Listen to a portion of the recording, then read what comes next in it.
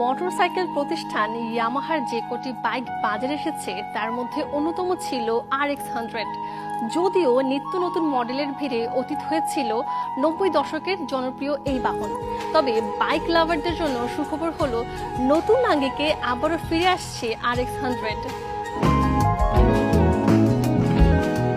নতুন রূপে ফিরছে 90 দশকের লেজেন্ডারি বাইক ইয়ামাহা RX-100।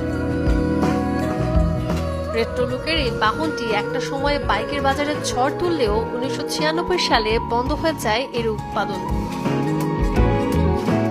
27 বছর পর বাইক লাভারদের জন্য ইয়ামাহা নিয়ে এলো নতুন চমকের RX-100।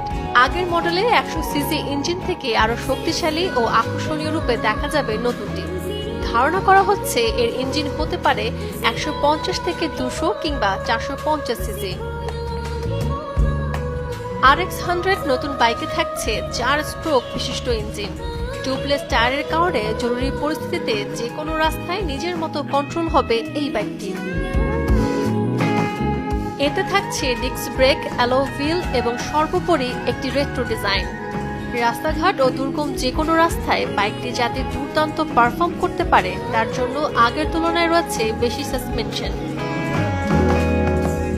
এছাড়াও অন্যান্য গুরুত্বপূর্ণ ফিচারের মধ্যে থাকছে LED light, day time running light বা DRL সেলফ স্টার্ট অপশন।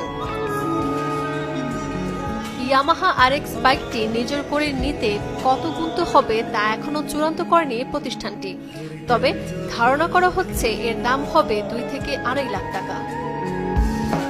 সূচনা হাসান, চ্যানেল 24।